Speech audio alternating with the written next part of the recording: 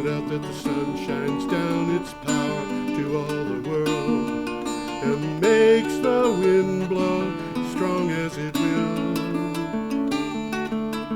I wonder how gentle rains can fall upon the land, so lovely earth can stay lovely still. Hello, ladies and gentlemen. Welcome to the 552nd edition of Energy Week with George Harvey and Tom Fennell. Tom, of course, is not here, except in the flesh, but not in the studio. That's right. He's in the flesh, but not in the studio. And he's here in spirit. So we got 2 out of 3, or something. Anyway, this show is about energy and climate change, and it is an aggregation of news from the past week. It starts on the 7th of December, which was a Thursday, and it runs through the 13th of December, which was a Wednesday. And we have 3 items from each day. Yep. They are taken from my blog, geoharvey.com, Geoharvey. And you can go there to find the items that we talk about. Click on the calendar on the appropriate date. It'll give you usually 15. Well written and in depth. They're long. I mean, too long on the show, but well worth looking up if you got the time. Yeah. The other thing is that there are links below on the screen for people looking at this on a computer who can go to the script that Tom and I use, or download the file from that page, both of which have both the pictures that we put up and the synopses. So, Tom, I guess we're going to go. Oh, let's get started then. Let's get started. We start out with a picture of party noisemakers. We have an item from Clean Technica. Yes, we do. Yes, we do. Thank you. And we have wind turbines here. And I joke every once in a while that they look like party noisemakers or something. What do you have for title, Tom? Tripling renewable energy by 2030 is possible and essential. Yeah, if we are serious about phasing out fossil fuels, we must replace them with renewable energy as soon as we can. If we're serious about phasing out fossil fuels, we must replace them with renewable energy as soon as we can. At COP28, some climate activists want to see an agreement to triple the amount of renewable energy in the world by 2030. That's ambitious, but it's entirely possible, according to Bloomberg. Do we have to talk about what COP28 is now? Well, you know, it won't hurt. There may be people who don't recognize that term. COP28 is a meeting that took place in Dubai. It finished in this last week. It was going on during our last show. There were a few exciting things that happened there, one of which was all of the countries at COP28 agreed to the final statement. And this is something that it happened at COP, what was it? It was the one in 2015. I forget the number. 21? I don't know. But they have them every year. They have them every year. Dubai is in Arabia, but not in Saudi Arabia. Yeah. And what happened this year was that there was an agreement, and I think it may be the second time. The problem with these COP conferences is that in order to come up with an agreement at the end, every country there has to be on board for that agreement. It's got to be unanimous. It has to be unanimous, and that means that in the agreement that we had at COP28 was something that came out of countries from places like the Marshall Islands, which are going to be destroyed by rising seas in all probability, to Saudi Arabia and Russia. And everybody agrees, or anybody who wants to can stop the agreement from happening. Anyway, our first this first item from Clean Technica basically says at COP28 there has to be an agreement, and there was an agreement, but the other thing is everybody's not happy with the agreement. Not everybody's happy. The author of this article is saying this was something that was possible, but it certainly is necessary. So if you don't mind, Tom, I'm going to go on. Yeah, let's move along. We'll take a look at a picture of some bullet trains. Yeah. And by the way, bullet trains are now operating regularly in Europe. Yes, they are, and in other places. They're operating in China, Japan. Any place but Brattleboro. Any place but Brattleboro. The trains that I used to take the Acela down to Washington, D.C. every so often to work down there, and I remember asking the conductor how fast we were going as we were going through New Jersey, and he said, "I don't know, pretty fast." And I said, "We have to be going well over 100 miles an hour." And he gave me a curious look, and he said, "Why do you say that?" And I said, "Because we're next to an interstate highway, and we're passing the cars on it like they're standing still." Yeah, right. And he said, "Yeah, that could be." Anyway, this is about bullet trains and other trains, and it's from Clean Technica. So what do you have for title? U.S. Department of Energy and Transportation, along with Transport Canada, are action to reduce real sector emissions. Yeah, I can tell, Tom, that you're having a little trouble reading that. On the margins of COP28, the U.S. Secretary of Energy and Transportation and Canada's Minister of Transport issued a statement saying the two countries have created a rail decarbonization task force. That's a step in the right direction. I think it is. Okay, now we have a good picture. I like this picture. Very rugged mountains. I should be putting these pictures up so people can see them. I have been failing somewhere along the line here. Well, supposedly it's an African scene. Yeah, that's what it is. It's an African scene. And this is from Macau Business. It is that. World Bank unveils $5 billion renewable energy plan for Africa. Right. The World Bank will allocate $5 billion to deliver, quote, reliable, affordable, renewable electricity, end quote, to 100 million Africans by the end of this decade, according to its president.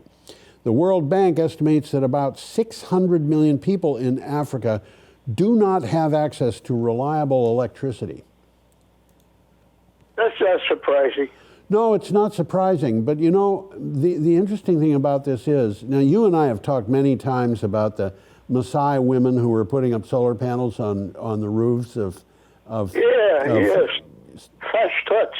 Yeah, and that's an interesting development. But one of the things that I would bring up here is that a lot of people in Africa don't have electricity, but they do use electricity, because a lot of people have cell phones, and they use those cell phones to do things like their banking.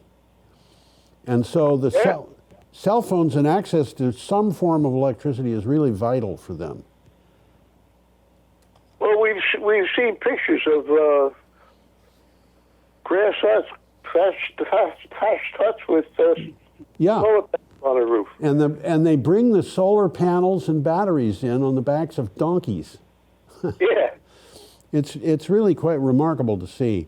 Okay, our next picture is a picture of Kristalina Georgieva, who is That's what her name is. It comes from Technica. The article is from Clean Technica. Kristalina Georgieva comes from Bulgaria. She's the manager director of the International Monetary Fund. So I think you're going to tell us that. Go ahead, Tom. What's the title? IMF head, that's her, Yep. authorizes to Advocates.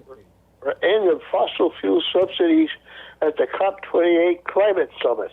The gist of Kristalina Georgieva's message to COP28 is that we don't have to wring our hands and fret about how expensive addressing the looming climate crisis will be.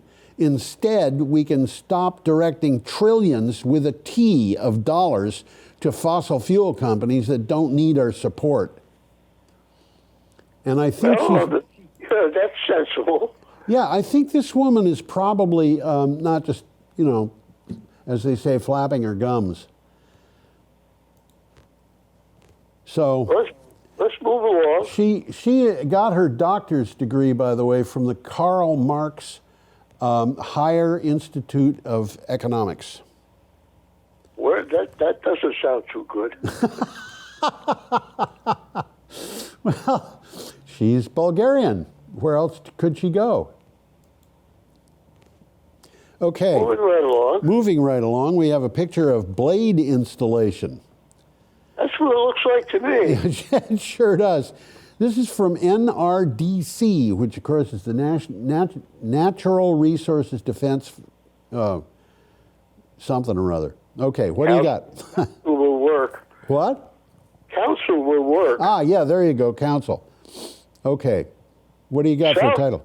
Fork wind is also a victory for Wales. This is a very interesting article. South Fork Wind is leading on offshore wind. It's the first full-size project to generate electricity in our federal waters. Now, I should point out there are 2 wind farms for the United States. One has 5 turbines, and the other has 2. So this thing is gigantic compared to either of those. Oh, yeah. It shows that we don't need... The existing wind farms are in Virginia? One is One is off Block Island, and it's called the Block Island Wind Farm. Okay. Okay, so it's kind of connected to Massachusetts, but it's also near Rhode Island. It shows that we don't need to choose between clean energy development and wildlife protection. We can build on this important precedent at the start of the vital new U.S. industry. Now, what's happening here is that they're not concerned about any noise the wind turbines make. Those they're out to sea. They're out to sea. Whales communicate by sound, but the sound that whales communicate by is very different from the sound these things do, and they don't. There are thousands of them in places like the North Sea, and they don't seem to be bothering the whales once they're in. But the problem is there's a lot of noise connected with building them. And so what they're doing is they are making sure that the sound of building them is not disturbing marine wildlife. Disorienting the whales. They're what? Disorienting the whales. Yeah, not just whales, but all kinds of things in the ocean, depend on sound. And so they are making sure that nobody is concerned when they start doing some of their stuff that they do in the water. Okay. We got a picture of a mill tailing dam breach. Oh, it's a dam. That dam breaches. Those dam breaches. I don't know. Well, it comes from ABC News. Yeah, it sure does. What do you have for a title? Navajo Nation faces possible new threats after decades of uranium mining. Yeah, just miles from the site of the 1979 Church Rock mill spill. Bet most of our viewers have not heard of that. The largest nuclear release in U.S. history. Well, so you haven't heard of the largest nuclear release in history. Uranium extraction operations could resume near the Navajo Nation. Navajo leaders say the health and prosperity of their community could be in further jeopardy. Now, what happened with that dam breach was they were putting materials that were extracted and removed from the uranium into a pond. that had a dam to I prevent. think we've talked about that, haven't we? I think we did, but the dam broke. And what you see there is the breach in the dam, and that breach was, it doesn't, you know, how big is that? 3 feet high? 8 feet high? I don't know.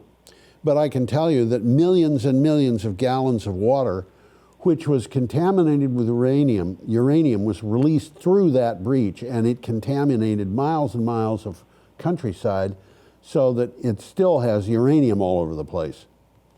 It's not a place that you want to visit. I don't think so. Yeah. So. Well, let's go on. We got Saturday, December 9th coming up. Oh, thank you. Thank you for mentioning. I miss that sometimes.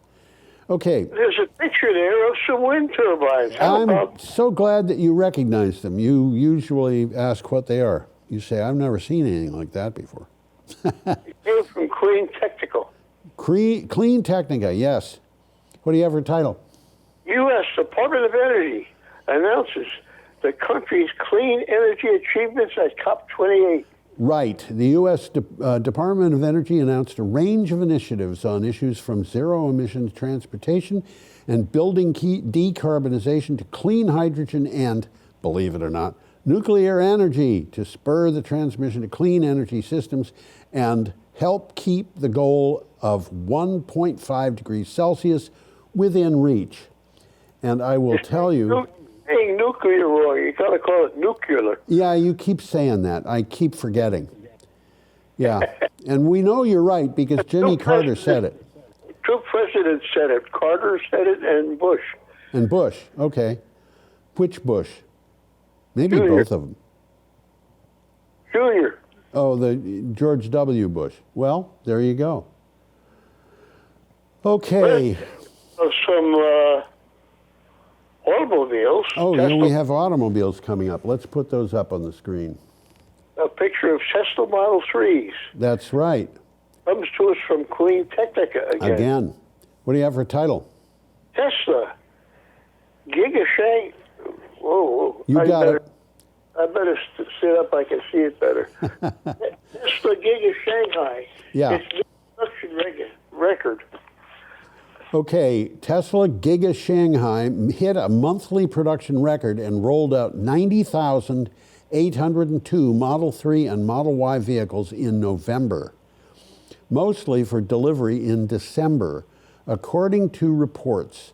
They also say Model Y is sold out for 2023 in China, and Tesla indicated it is still targeting 1.8 million vehicle sales in 2023. Excuse me. Internal combustion engine is on its way out, and people are finally starting to realize that. I absolutely agree. Okay. We have a picture of a Ford Mustang Mach-E. That's what it looks like. And this is also from Clean Technica.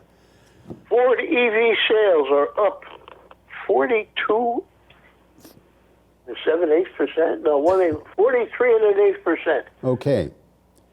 Ford EV evolution continues. Ford has 3 EV models, the Mustang Mach-E, the F-150 Lightning, and the E-Transit electric van. Sales of these EVs were up a lot in November. Overall, they increased 43% compared to November 2022. The biggest, that's a big increase. The biggest jump was in sales of the F-150 Lightning, which was up 113% for the month. Is that a pickup truck? That is a pickup truck, and Ford has announced that it is decreasing the number of those it will deliver on the short term. I don't know why. It sounds a little... I think they got, maybe everybody decided that they were overtired and went home. Maybe. Well, what would you do if you did more than double what you did last year? Yeah. Yeah, okay. I So think let's move along. We're up to Sunday, December 10th already. we are. And there's And a there is picture a of picture the United States. Of the United States as seen from space, along with little bits of Mexico and Canada.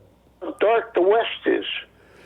the skies out west are still pretty, they talk about light pollution, and the skies out west have low levels of light pollution compared to what they are in the east. Well, both coasts are bright.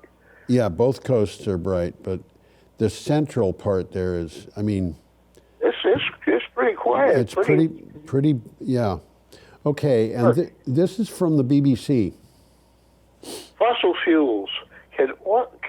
Fossil fuels colon. Can humanity really kick its addiction? Yeah, the unprecedented productivity of the industrial world means most of us enjoy prosperity and health our grandparents would have found astonishing. Our hunting and gathering ancestors got by on the equivalent of 277 kilowatt hours of energy a year. That's per person. The average American uses 50 times that amount today. Yeah, sure.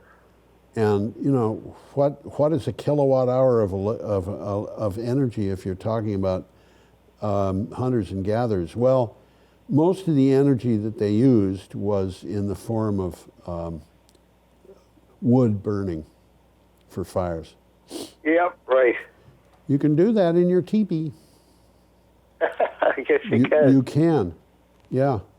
So let's move along. Let's move along. Our next picture. It's like a patchwork quilt, isn't it? It looks a little bit like a patchwork quilt. It is, in fact, a picture of farm fields and wind turbines. Wind turbines right in the middle of them, not disturbing anything. Yeah, yeah. So this is from The Guardian. We really could triple renewables by 2030, but it won't be a breeze. In the last week, almost 120 global leaders have pledged to triple the world's renewable energy capacity before 2030. That is an ambitious yet achievable goal, according to the International Energy Agency. Nevertheless, it's not going to be an easy goal. Now, we asked the question whether that could be done in a very early, it might have been our first article of the day that we were looking at. And here they're looking at that same thing. 120 leaders had already announced that they would seek that goal for their countries. That's nowhere near all the leadership at COP28. The other. That's almost everybody in the world, isn't it? Well, they had almost 200 countries there, and some of them, of course, were very small. I don't know whether San Marino or Andorra had people there. Do you know what those are? Well, San Marino, if I think about it correctly, it's completely engulfed by Italy. India? Italy. Yeah. And little tiny country that's not much more than a city. That's right. It's basically it's a county. Let's put it that way. In the 19th century, there was a general named Garibaldi, and Garibaldi signed on with the King of Sardinia to take over Italy, and he did. But at some point in his life, he had needed to escape somebody, and he had taken refuge in San Marino. And the people there were kind to him and helped him out. So he became an independent country. And so when he took over Italy for the King of Sardinia, he said to the people in San Marino, look, you can be part of Italy or you can be independent. It's up to you. And they decided to be independent. So there's still this little teeny country that is... Not much bigger than Brattleboro. Well, I think it's a little bigger, but it's not much bigger, as you said. Much. Yeah. And move along here. We got a picture of what is that? What is that critter? What is that critter? Yeah, let's put it up. This, by the way, is, I know it looks very cuddly, and very much probably for a lot of people like a friend they had when they were 3 years old and slept next to. That is not somebody you want to cuddle with. And the title of the cover of the picture is Bear. It comes to us from CNN. Yeah, bear attacks in Japan are at a record high. Why is that? They say it's because climate change and an aging population are making the problem worse. In Japan, experts say bears are increasingly venturing out of their traditional habitats and into urban areas in search for food. That'd be problematic, wouldn't it? Yeah, there's something that I want to explain in connection with this. This goes on. Some suggest this is because climate change is interfering with some of the animals' traditional sources of food. Okay, I remember several years ago, reading an article about black bears it might have been brown bears, but it was bears in Nevada. And they had done a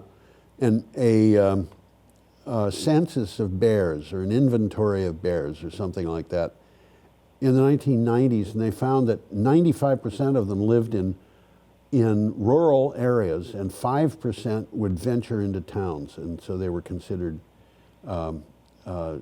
suburban bears. 15 years later, they did another inventory, and they found that over half the bears were living in cities. Is that so? Yeah, and the ones that lived in cities were bigger, and they didn't spend as much time hibernating. And the reason was because They're probably eating garbage. They had an almost endless supply of food just around them. Yeah. And so why would they go out into a rural area? Yeah. It feels better to sleep in a cave or something like that. But you can get by sleeping under a bridge. And so that bridge is only going to be 15 feet from a dumpster that gets more garbage in it from a restaurant every day.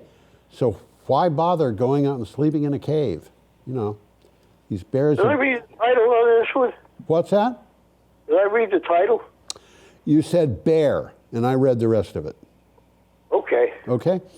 Yeah. And I will tell you, by the way, that bears do come into Brattleboro every once in a while.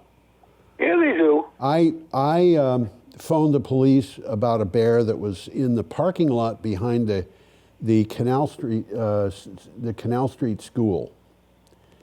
Wow. And that was a black bear. It had just wandered into town. Sure.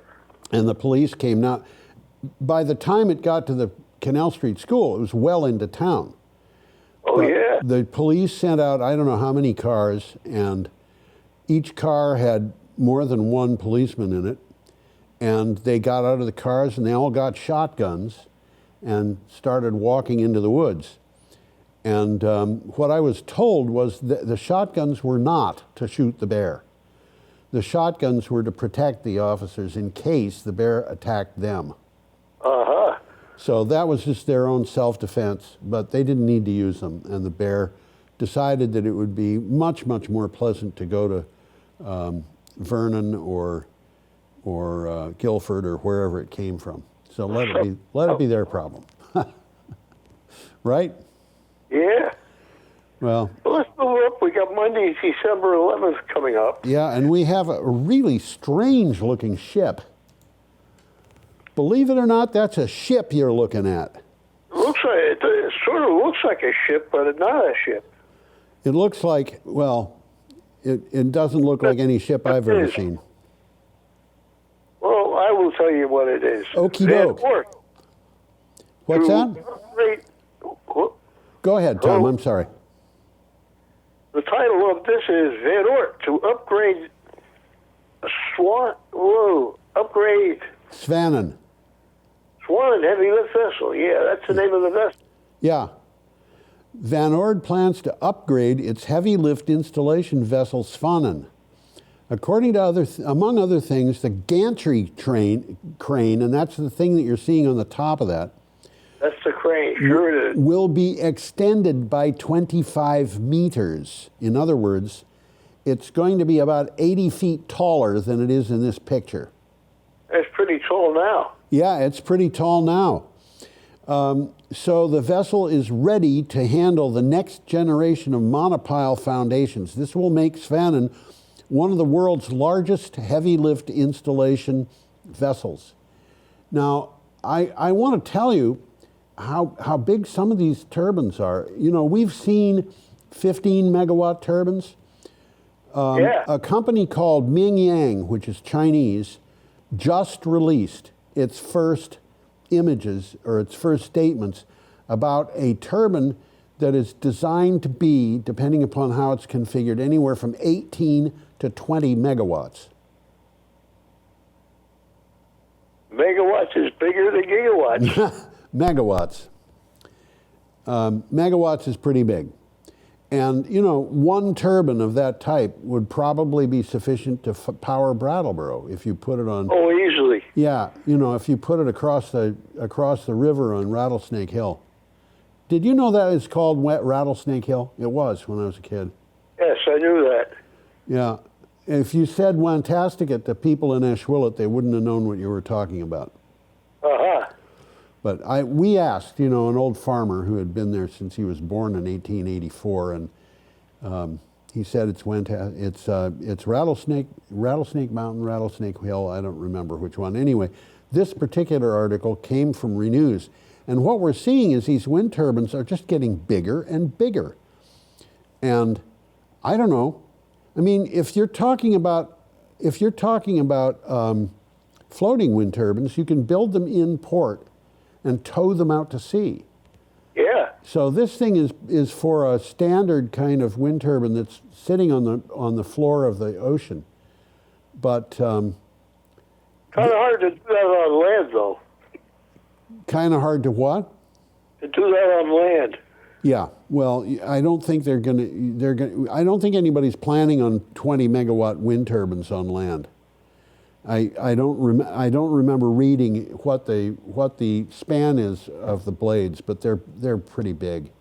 I've seen some pictures of blades being pulled by trucks, and they're about 4 or 5 trucks in a row. Yeah.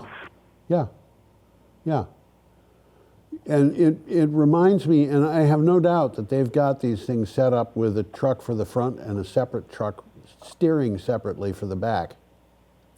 The way they used to do with old hook and ladder trucks. The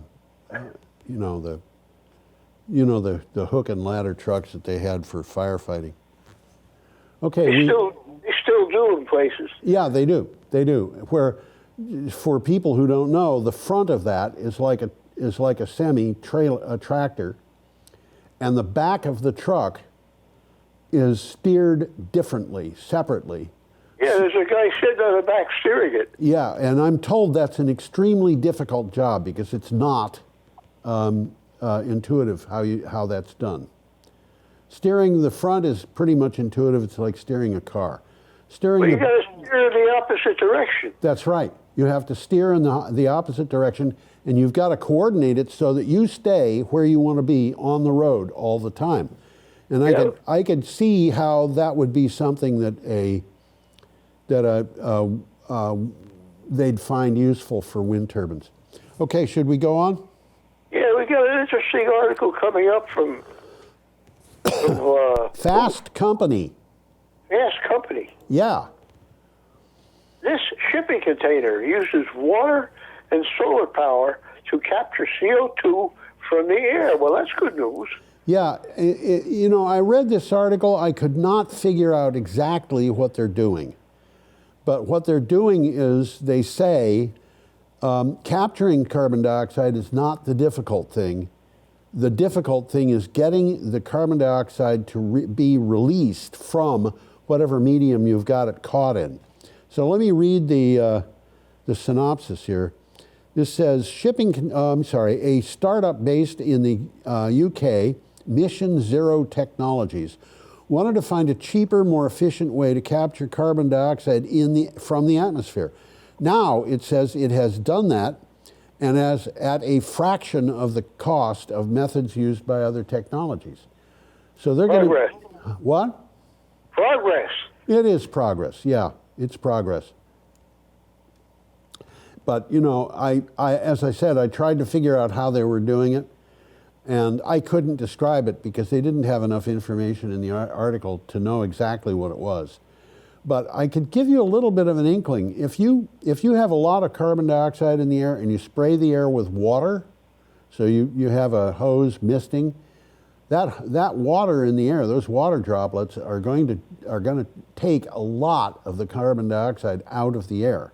Right out of the air, they are, yeah. Yep, and when it drops to wherever it's going to go, if you could make sure that carbon dioxide goes to where you want it to be, then you could use that water again, and you could getting the carbon dioxide is pretty easy doing it like that. The problem is, how do you get it to give up the water? It's like having soda water, except the soda water is so flat you wouldn't taste it. And how do you get it to give up that last little bit of carbon dioxide? Well, one thing you could do would be to react it with something, but as I said, I didn't really look into that because they didn't talk about it. Okay. Now we have an article from Clean Technica about a truck. I had lost my cursor. Now I've got it. There's a picture. It's a fuel cell truck. That's right. Fuel cell truck. What do you got for a title? Clearly, Ford did not set out. Well, I'll start again. Clearly, Ford did not get the fuel cell truck memo. Whoa. I got to get a little closer to it so I can read it. You want me to read it? Ford did not get the fuel cell truck memo. F-Max is ready to roll.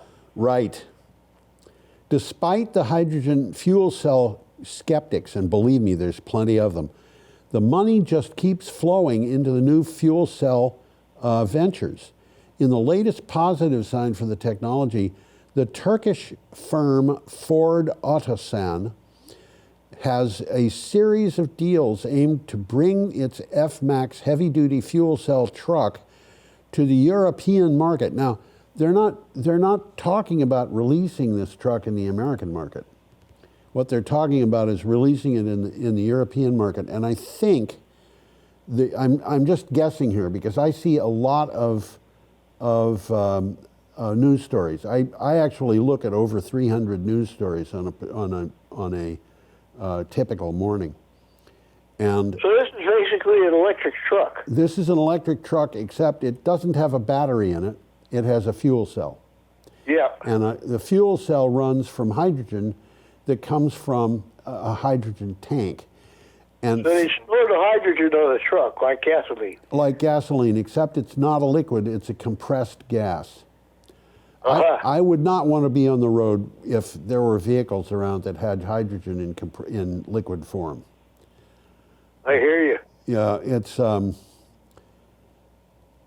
hydrogen is tricky, but the reason why they would release this in Europe and not the United States, I think, this is just my thought, Europeans are putting a lot of money into developing hydrogen generating resources.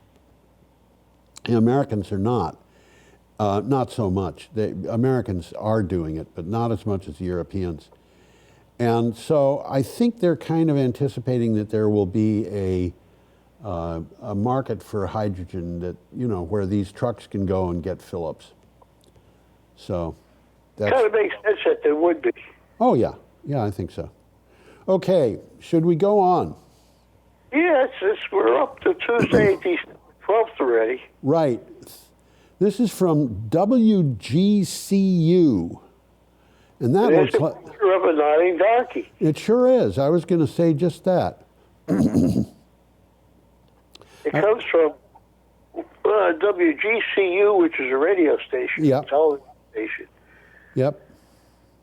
Making oil is more profitable than saving the planet. Wow. These numbers tell a story. Yeah. Oil companies have long been under pressure to invest more money into renewable energy to help fight climate change. Here's one simple reason why they don't. They make a lot more money selling oil. That leaves them with little reason to save the planet. You know, Tom, we should write them a memo that says, when all the people die, you won't have a market to sell your oil in, and your profits will evaporate. Good point. You know, it's like people have been trying to tell these oil people, you know, your children are going to have to live with the mess that you're making. And the oil people are just saying, we aren't making a mess. Some of them are starting to wake up. Yeah, but they're starting as slowly as they possibly can. They've been in denial over this, I mean actively in denial over it, for as long as I can remember. Tom, do you remember when was the first time you heard of climate change? No. The first time I heard of climate change, it was a teacher telling us in class that that the old timers in the area of northern Minnesota where he grew up used to say that in the old days there was more snow and it was colder. All right? The following year, a girl in my class came into school and was upset because she found out from some special that was on television that all of the glaciers in Glacier National Park were receding. Yeah, they are. They're going to have to change the name of the park. Yeah, to Deep Ditch National Park. But the thing is, those two things happened I'm just trying to think of how old I was. I think I was 14 or 15 years old, 13 or 14 years old when those two things happened. So they probably happened around 1960.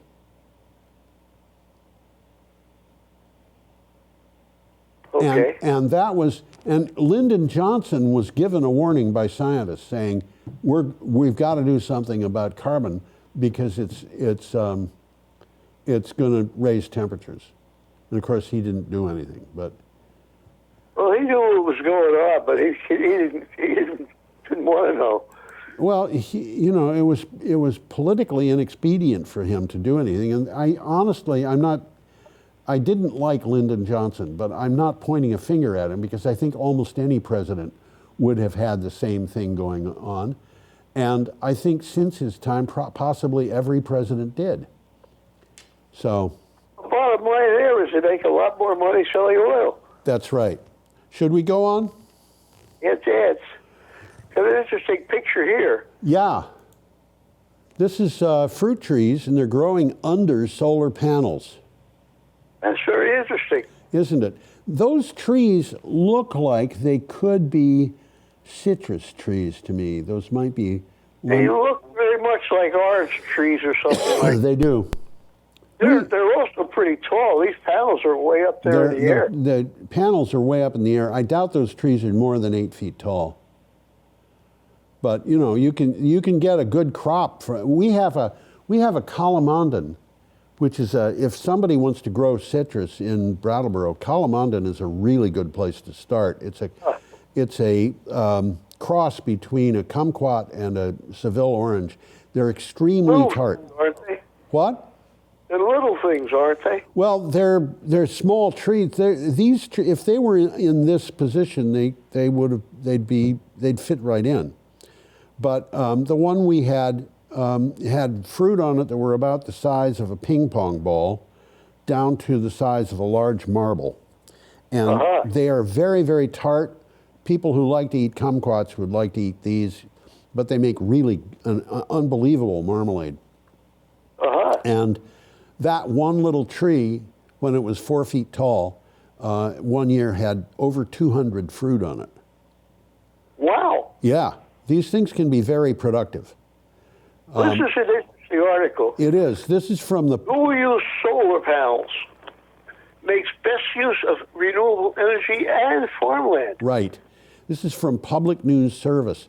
New York is looking at ways to implement dual use solar by combining solar panels with other land uses, ranging from shade canopies for cars to a house's awning to common agrivoltaic practice. Crops still being grown on land where solar panels are being installed. And here we see trees. You could grow a huge number of different kinds of plants under here. And some certainly could. Some plants prefer shade, and I was amazed when I discovered that a test done by Fraunhofer Institute came up showing that tomatoes grown under solar panels were twice as productive as the tomatoes grown identically except the solar panels. We've talked about that. What's that? We've talked about that. We have talked about that, yes. Okay. Well, what's interesting here is you got dual income streams. Yeah, you have, and farmers have always had trouble making a living. Farming is not easy work. And here, all of a sudden, if you've got solar panels or you've got wind turbines, you've got this thing and where the wind turbines will pay the farmer a lease for the land that they're on. Yep. And that gives the farmer a steady income, which in some cases might be $5,000 a year for a turbine. And they have that as a steady income. They don't have to do anything for it aside from drive their tractor around it instead of, the old path which would have gone through it. So this is agrivoltaics is a way to keep the family farm in business. Farmers do go out of business, and if you want the farms to succeed, don't tell them how to farm. And that means don't tell them not to have solar panels or wind turbines, I think. Okay, going on. Moving right along here, we got an interesting picture of Dubai. That is Dubai. Now, I got to tell you. Dubai is Saudi Arabia without the Saudis. That's right. That's what it is. Yeah. Okay, and this is from CNN. Verge of complete failure. The climate summit draft drops the mention of a fossil fuel phase-out, angering advocates. Okay, don't get too concerned about this. It'll get straightened out by the end of the show. In Dubai, climate advocates are warning that COP28 climate summit could be on the verge of failure after the latest draft of the core agreement removed a call to phase out fossil fuels, the one thing most driving the climate crisis. So don't get, as I said, don't get upset. Don't get upset. The show's not over yet. Okay, Tom? Yeah, I hear you. Okay.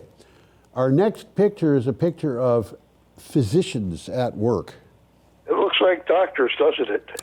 It looks like doctors. Did I say physicians? I meant doctors. Well, same difference. No, it's not the same difference. My daughter has a doctorate, and she's a philosopher. Aha. Aha.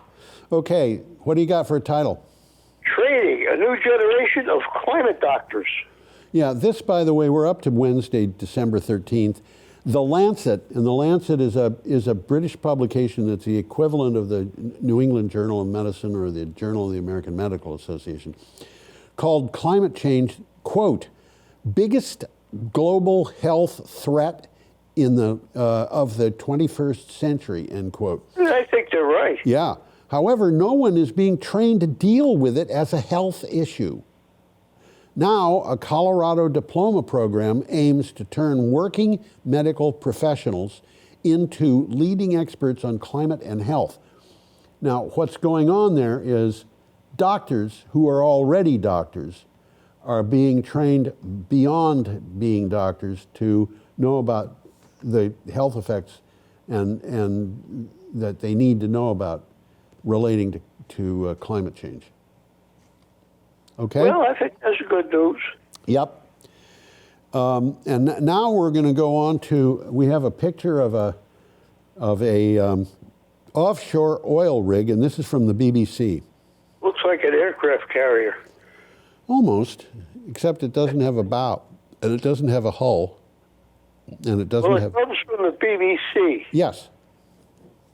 And it says, and I quote, COP28 deal pledges global transition away from fossil fuels for the first time. Yeah, you see, I told you there was more. This is the beginning of the end for the fossil fuel era. UK. Say that again, because that's important. Yeah, this is the beginning of the end for the fossil fuel era, and this is according to UK Climate Minister Graham Stewart. This, quote, historic moment, end quote, this is a historic moment that should inspire action across the globe, he says. We are now unified in a common commitment to move away from fossil fuels. And you know, this is something we got to do. We have a new goal. We have a new world. This is something I think people should stop and think about so they can appreciate what has happened. The countries at COP28 agreed that they were going to have a phase out of fossil fuels. Fossil fuels are being phased out. Now, there are loopholes in the agreement. Not everybody's happy with it, but they are being phased out. That's what it says. And the interesting thing... Why pay for fuel when you don't have to? Right. Why destroy the planet when you don't have to? Sure. The thing about this is, in order to get to this agreement, everybody had to sign on. Everybody. Uh-huh. Russia had to sign on. Iran had to sign on. Saudi Arabia had to sign on. Dubai signed on. Obviously, they weren't going to host COP28 and then allow it to fail if they could help it. But everybody who produced fossil fuels signed on to this. Every nation represented at that conference signed on, every single one. Now, there were almost 200 nations there. I can't name 200 nations. I don't know anybody who can. I hear you. You know, I do know one guy who might be able to, and he's a not on, I should say, a devoted fan of, you know, the radio communications. What is it when you have a radio station at home? Home radio. Huh? The people who have home radio stations, short band radio stations. Yeah, shortwave. Shortwave radio, yeah. And he's really into that. And maybe he could sit down and name 200 nations. I can tell you that if I try to catch him by naming a country, he knows the longitude and latitude. But some of them are like San Marino. They're tiny. Some of them are tiny. And I could name other ones. I've been in Liechtenstein, and there's Andorra, which is between Spain and France. Yep. And you know, there's others. But anyway, that's what happened there. Now we are up to our last news item, and we aren't we? We have a picture of it's a wind farm. a wind farm in India. I like the sky in this. Yeah. And this is from PV Magazine India. What do you got for a title? Adani Group to invest $100 billion over 10 years in green energy transition. That's right. And that is billion with a B. You heard it right. Adani Group released its half-yearly ESG compendium showing progress in its decarbonization pathway. 5 of its portfolio companies. Adani Group owns a bunch of companies that have... They're a holding company. They're holding companies that own portfolios of generating equipment and so forth. 5 of its portfolio companies will invest $100 billion toward the energy transition. Adani Group is India's largest developer of integrated infrastructure. So here we have one company in India that is planning to invest an average $10 billion a year on renewable energy generating and battery storage and so forth over a 10-year period. That's pretty significant. I think that, I think it's amazing. We've got to a point, when we started doing this show a little over 10 years ago, $100 million would have been a lot of money. And, over the years, the amount of money just kept getting bigger and bigger and bigger. And now we're talking about one organization with its subsidiaries investing $1 billion. And that's $100 billion. $100 billion. And that's going to be $100 billion, which I think is probably all going to be invested in India. And this is transforming. It's going to be something that's going to be very different. And if Adani Group is going to do that in India, you can bet your bottom dollar that other organizations are doing it. Apple is doing it. Doing it in other places. Amazon is doing it. A whole variety of companies that I really find annoying are doing it. But, the fact that I find them annoying doesn't mean that I don't appreciate the fact that they're trying to be reliable and respectable companies from the point of view of climate change. So that is where we are, Tom. It's an interesting story. It's an interesting story, and I have a lot more hope. I know that there's big loopholes in that agreement that we had from COP28, but I think that it's really kind of incredible that nearly 200 countries would agree on the COP28 statement that we are going to phase out fossil fuels. And, they've been fighting. Well, I've said it before on the show. I mean, we're going to come to the point where we don't pay for fuel anymore. Yeah. Why fuel when you can get it for free? Yeah, and I think there's a lot of things that are going to be happening over the course of years, and we're not going to have that be altogether obvious. For example, in the last, I think I'm going to write about this, and we may talk about it in the next show, because if I do, I'll include it in the show. I have been seeing more and more in the last 2 years statements coming up saying, we've got all kinds of renewables backed up, but the thing that's preventing them from coming along the pike is that we don't have the transmission lines to carry the electricity. So we need transmission lines. Well, we're not going to be needing the transmission lines. I agree. I think that people are.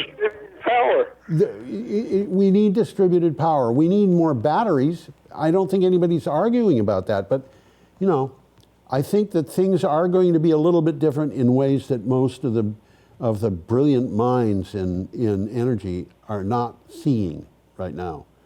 And that's something that we can talk about. Anyway, our last statement of the day is, have a magnificently easy week. How about that? I second the motion. Okay, Tom. I am waving goodbye. Tom, I know. That is not. I know that Tom's waving goodbye. What I don't know is whether his cat is waving goodbye. Oh, the cat's taking a nap somewhere. I can't see him. And you just can't control that cat. No. Anyway, He's got a mind of his own. I've never met a cat that didn't.